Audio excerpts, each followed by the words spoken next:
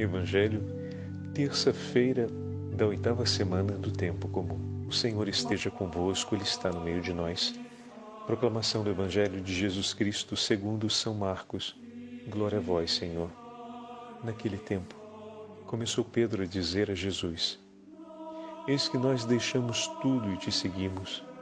Respondeu Jesus: Em verdade vos digo, quem tiver deixado casa, irmãos, irmãs, mãe, pai, filhos, campos, por causa de mim e do Evangelho, receberá 100 vezes mais durante esta vida. Casa, irmãos, irmãs, mães, filhos e campos, com perseguições. E no mundo futuro, a vida eterna. Muitos que agora são os primeiros serão os últimos, e muitos que agora são os últimos serão os primeiros. Palavra da salvação. Glória a vós, Senhor. Terça-feira da 8ª semana do Tempo Comum, em nome do Pai, do Filho e do Espírito Santo. Amém. Queridos irmãos e irmãs, a Santa Liturgia nos dá a graça de seguirmos com a meditação do 10º capítulo de São Marcos. Então vamos começar com um passo atrás em relação ao texto de hoje.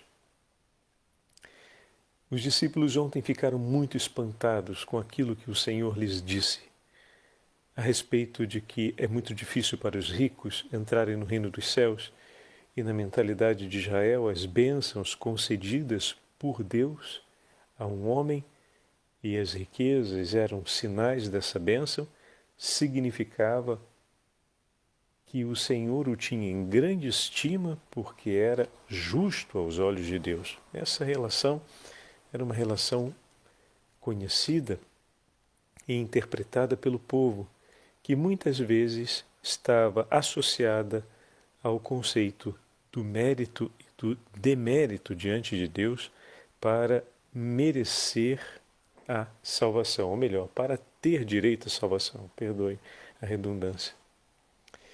Tanto que a pergunta de Pedro é imediata: então quem pode ser salvo? Porque se os méritos acumulados do justo não asseguram a ele a salvação, quem poderá ser salvo? A justiça era avaliada pelas bênçãos e as graças que Deus concedia, e dentre essas a riqueza era uma delas. Nós lemos e interpretamos as bênçãos e as graças espirituais, como, por exemplo, a inteligência, a sabedoria, a sensibilidade interior, a capacidade de ouvir o próximo e de estar atento aos sentimentos do outro. Tudo isso são graças de ordem espiritual que o Senhor nos concede, ou ao menos associadas à natureza espiritual. Bom, e existem também as graças imediatas e materiais. A boa colheita, as propriedades, as posses de animais, de servos, os instrumentos de trabalho para aqueles que têm o cuidado com a terra e a posse dos lugares onde se reserva o produto que foi colhido durante o ano, os armazéns. Então, a partir desses dados se via também, desses bens materiais, melhor dizendo, se via também o sinal da bênção de Deus. Então, a relação entre rico e abençoado era uma relação conhecida naquele tempo. Ainda hoje também é apresentada de uma maneira um pouco controversa, quando em algumas comunidades cristãs esse é um princípio de aliança com Deus, ou do sinal da aliança com Deus, né? Então, quanto mais houver os sinais de uma riqueza e prosperidade, maiores são os sinais da bênção de Deus e do agrado de Deus em relação àquela pessoa. Bom, nós olhamos o testemunho do próprio Filho de Deus, que nem as roupas teve no dia de sua morte. E nós nos questionamos, por que esse tipo de mentalidade ainda prevalece no nosso tempo? Basta olhar para nosso Senhor crucificado. Agora, para a cruz onde Ele está, porque assim se vê a realidade como tal. A pobreza escolhida pelo Filho de Deus, em contraponto direto e objetivo a qualquer conceito de ser agraciado por Deus como sinal de ser abençoado por Deus. Então a riqueza é o sinal da bênção de Deus. Os dons que o Senhor me concede para que eu coloque isso a serviço do meu irmão. Os dons que Ele me entrega para que eu tenha por eles o cuidado, não devem me separar dele, como falamos nesses últimos dias. Desse modo, a riqueza que o jovem ontem possuía no Evangelho, se diz jovem, né? O próprio Senhor disse, bom, chegou a hora de entregá-la. E isso marca com muita clareza o fato de que todos os bens materiais nos são confiados como a um administrador. Nós os tomamos com responsabilidade, mas não os tomamos para nós mesmos, ou seja, os vivemos como dom. Tomamos com a responsabilidade do coração de nosso Senhor e vivemos segundo o coração dele. Nisso está a nossa liberdade, em fazer com que não seja nosso em absoluto. Tomamos com responsabilidade e respeito os dons que Ele nos entrega, mas vivemos e cuidamos de cada um desses dons com a mesma sensibilidade do coração do Senhor que nos entregou. De maneira que se o Senhor que nos entregou esse dom diz agora, bom, chegou a hora de devolvê-los, ou chegou a hora de entregá-los para os pobres e seguir sem eles, vamos lá e vamos fazer. Aí está a nossa liberdade. Abençoado é aquele que tem os dons e abençoado é aquele que entrega e agora não mais os tem. A bênção do Senhor acompanha o coração que é obediente. A bênção do Senhor não para no fato de que, possuindo a responsabilidade dos bens, você é abençoado. Você é abençoado por vivê-los com o coração do teu Senhor. É abençoado porque recebeu com a liberdade de Filho de Deus todos aqueles bens materiais que o Senhor te entregou e com alegria os coloca a serviço de seus irmãos. E com responsabilidade cuida de cada um deles e os opera no tempo e na história em favor da caridade e do bem do teu próximo. E é abençoado pelo dia em que, ouvindo a voz do Senhor, benditos ouvidos que ouviram a voz do Senhor e acolheram o que o Senhor disse, e entregando tudo, permaneceram sem absolutamente nada, conforme o Senhor lhes pediu. Abençoado será também. Não é sinal. E se o Senhor não lhe pediu que entregasse tudo, mas foi aos poucos lhe tirando, porque Ele é o Senhor soberano e Ele pode lhe dizer com a docilidade, como disse ao jovem rico, para ir e entregar, ou pode então cumprir o mandato de que sejam entregues, como foi no caso de Jó, em que não disse para Jó que era para entregar, como disse ao jovem rico, mas consentiu a Satanás que viesse lhe arrancar tudo, e foi até a saúde. Filhos, propriedades, animais e, por fim, a própria saúde. Tudo mesmo. Sem nenhuma gotinha daquela docilidade que ontem ouvimos o Senhor ter em relação ao jovem, que o olha, que o ama. E sabe o que é que aconteceu? Jó disse, bendito seja o nome do Senhor. Se nu vim ao mundo, nu desse mundo partirei. O Senhor me entregou, o Senhor me tirou. Ali está a bênção de Jó. Ele não fez isso esperando a prosperidade, esperando que, agindo assim e sendo um bom moço no seu discurso, Deus iria recompensá-lo. Não. Jó agiu assim porque temia o Senhor e o amava sobre todas as coisas. E tudo o que tinha consigo procurava ter com a medida do coração de Deus, revelado por meio dos profetas.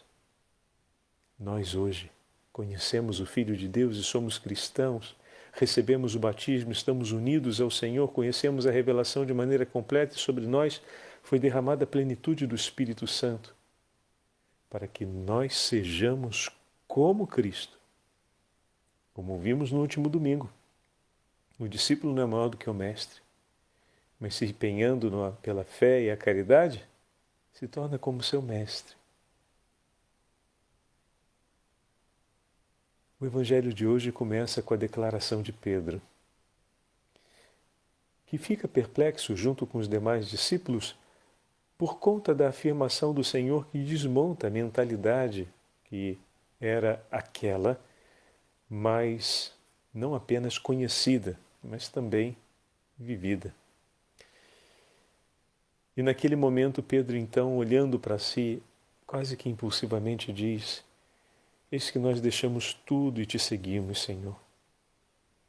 Ele não conseguiu deixar, nós deixamos. Nós não temos, talvez, a metade do que esse homem tinha, mas nós deixamos tudo o que tivemos para lhe seguir. Pedro, naquele momento, reconhece o significado da sua entrega. Quer dizer que antes ele não reconhecia, padre? Quando ele deixou a casa e a família e seguiu Jesus? Não reconhecia.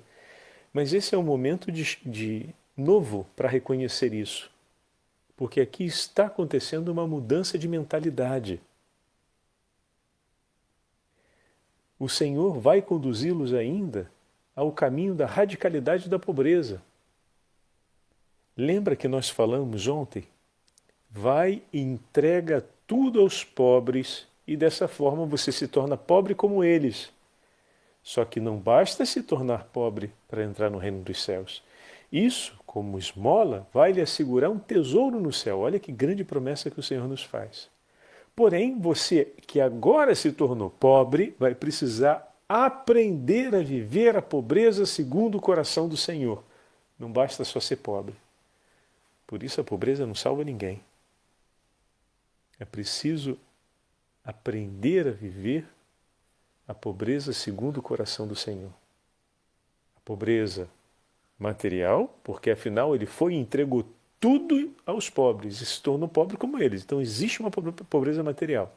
Assim como o Senhor não trabalhava e não se sustentava com o fruto do seu trabalho, enquanto trabalho operativo na carpintaria, digamos assim, que era o afazer que ele aprendeu com São José. Em nenhum momento Jesus está na carpintaria trabalhando durante o período da sua missão messiânica.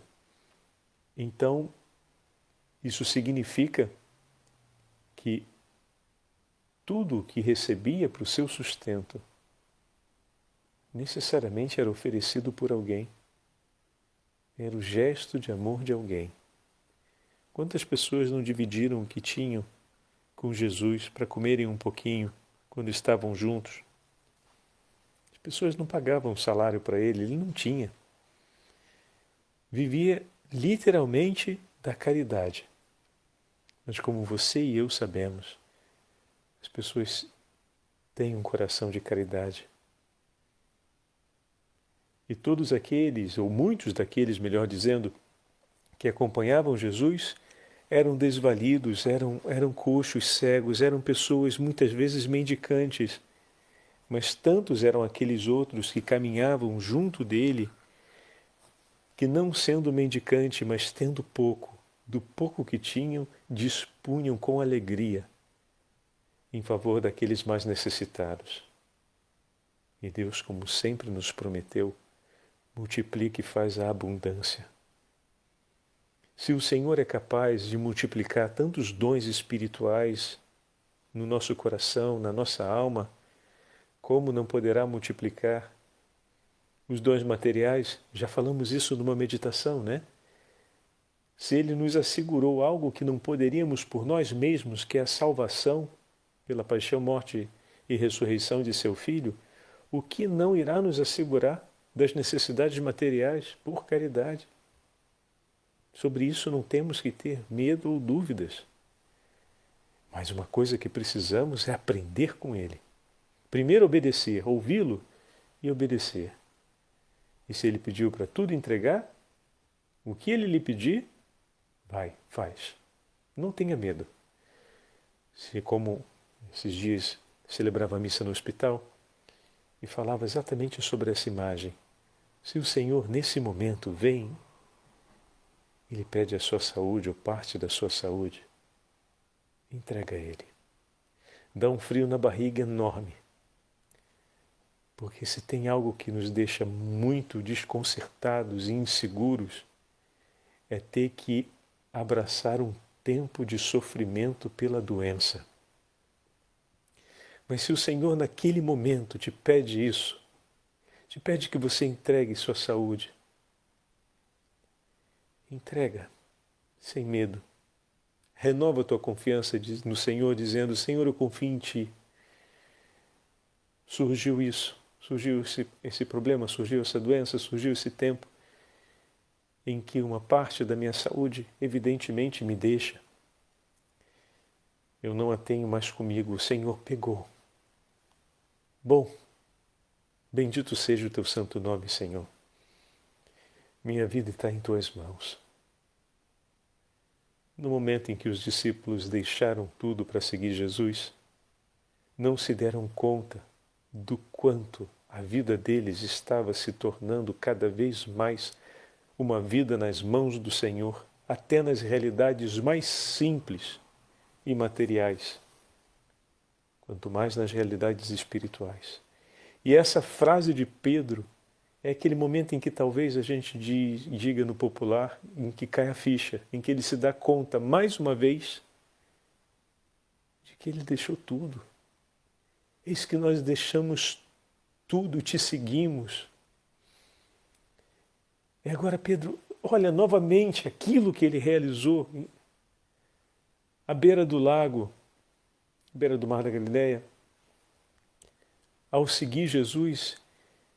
E ele se dá conta, com mais clareza, nós deixamos tudo, Senhor, e te seguimos. Jesus, naquele mesmo momento, Pedro faz uma afirmação. Pedro, mais uma vez, coloca o seu coração com sensibilidade diante do Senhor. Pedro não pediu nada, vocês perceberam? Diante da perplexidade daquele conhecimento a mais, né? Ou seja, daquela luz interior em que se dá conta dessa mudança de mentalidade. Para Deus tudo é possível. Ele pode salvar aos homens. Então tem aquele impacto do é algo que vai para além das minhas forças. O Senhor pediu para ele deixar tudo e segui-lo. Ele não conseguiu. Ele se pegou aos bens que possuía. O seu coração estava ligado demais a ponto dele não seguir Jesus, mas o nosso coração não, o meu coração não. Quando ele me chamou, eu deixei. Eu deixei tudo. Eu entreguei tudo aos meus familiares e parti. Eu segui ele, eu estou aqui. Aquele momento em que se dá conta, eu estou aqui, Senhor, eu deixei tudo, eu te segui. E Jesus então acrescenta gratuitamente, Pedro não está pedindo nada, repito. Mas Jesus lhe declara, em maneira solene, como o nosso Deus é bom.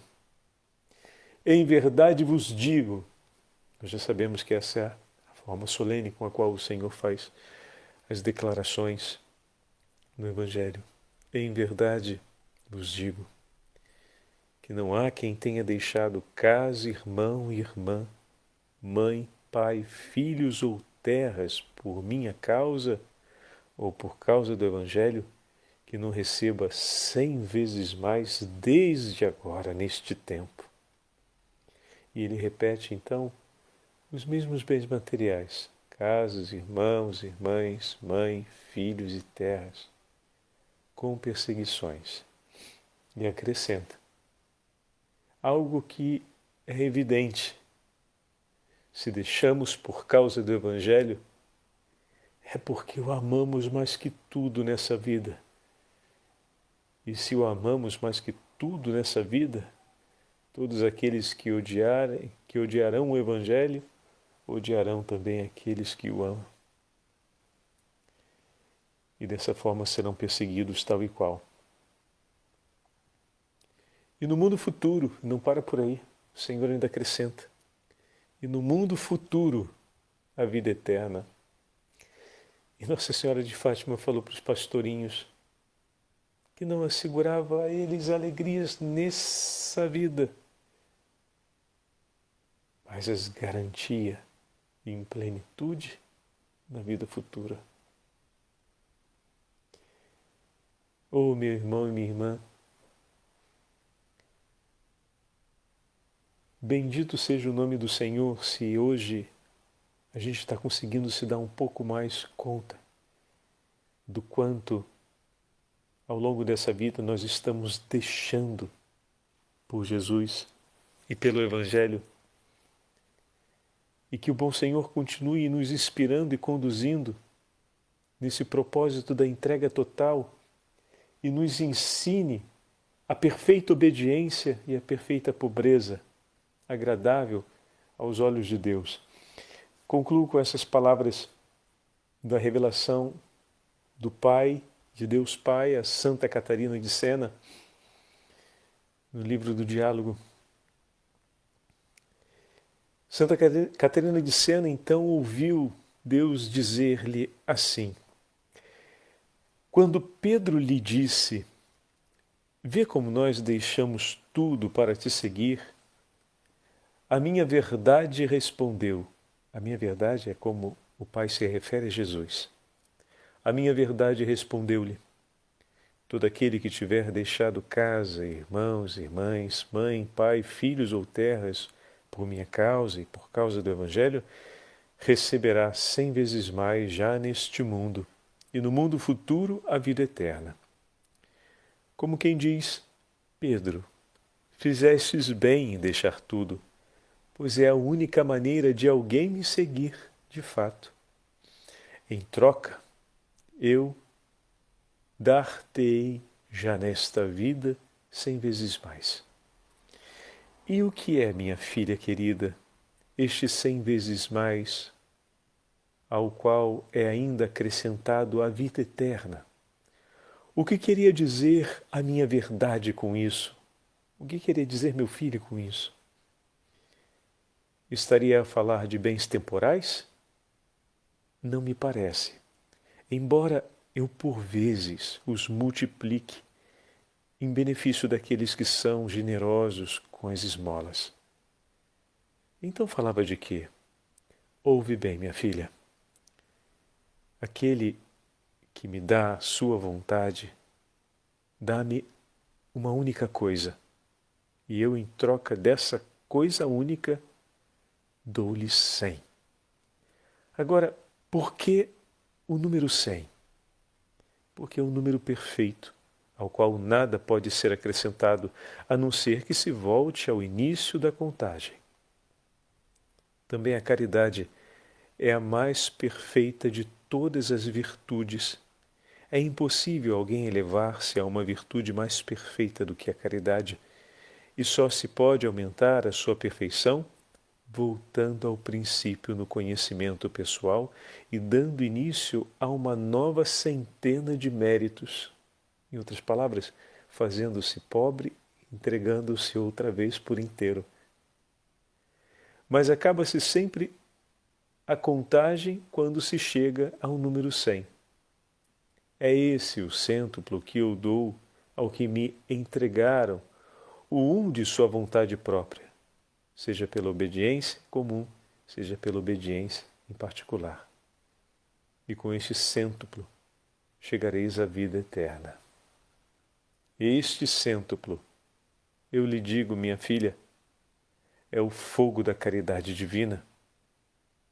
Foi porque receberam de mim este cêntuplo que se encontram num estado de maravilhosa alegria que lhes toma conta do coração, já nesta vida e perpetuamente nos céus. O Senhor esteja convosco. Ele está no meio de nós, pela intercessão de Santa Catarina de Sena e da Beatíssima Virgem Maria. Abençoe-vos o Deus Todo-Poderoso, Pai, Filho e Espírito Santo. Amém.